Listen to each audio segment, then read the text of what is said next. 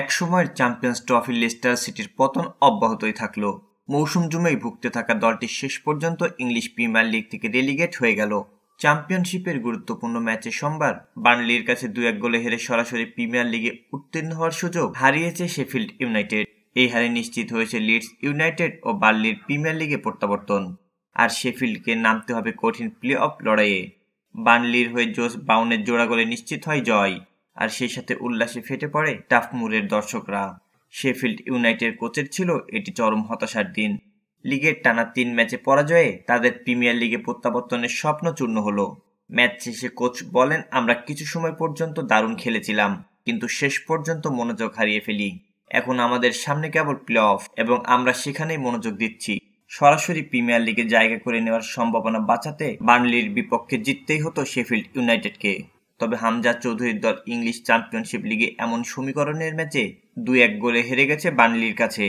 এই জয়ে লিডস ইউনাইটেডকে সঙ্গী করে আগামী মৌসুমে আবারও প্রিমিয়ার লিগে খেলা নিশ্চিত করেছে বার্নলি। হামজার বর্তমান ক্লাব শেফিল্ডের প্রিমিয়ার লিগে ফেরার পথও কঠিন হয়ে গেছে। তবে হামজাদের অবশ্য এখনও সুযোগ আছে প্রিমিয়ার লিগে ওঠার। নকআউট প্লে অফে 2টি ম্যাচ জিততে হবে শেফিল্ডকে। সেই 2 ম্যাচে হামজাদের প্রতিপক্ষ কারা হবে সেটি এখনও ঠিক হয়নি। 44 ম্যাচ শেষে হামজার শেফিল্ডের পয়েন্ট এখন 86। 2 পয়েন্ট জরিমানা না হলে অবশ্য কাগজে কলমে সরাসরি প্রিমিয়ার লিগে খেলার সম্ভাবনা এখনও টিকে থাকত দলটির। লিগের আরও 2 ম্যাচ বাকি। প্লে অফে হোম অ্যান্ড অ্যাওয়েতে 2টি ম্যাচ খেলতে হবে ষষ্ঠ দলের সঙ্গে। জিততে হবে সেই ম্যাচ। গত বছর শেফিল্ডের মতো অবস্থানে থাকা লিডস প্লে অফ ফাইনালে হেরেছে। সেই লিডসই সরাসরি প্রিমিয়ার লিগে উঠে গেল বার্নলিকে সঙ্গে নিয়ে। 26 এপ্রিল লিগে হামজাদের পরের ম্যাচ স্টক সিটির বিপক্ষে। প্রতিদ্বন্দ্বিতাপূর্ণ সেই পর্ব পেরোতে পারলে প্রিমিয়ার লিগে ফিরতে পারে তারা।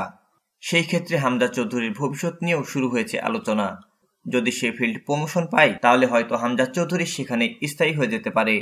আবার এমনও হতে পারে লেস্টার বা শেফিল্ড নয়, বরং নতুন কোনো প্রিমিয়ার লিগ ক্লাব খুঁজে নেবেন তিনি।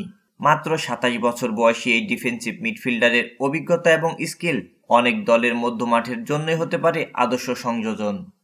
ফলে আগামী মৌসুমে হামজাকে কোথায় দেখা যাবে সেই প্রশ্ন এখন রয়ে গেছে সময়ের জন্য।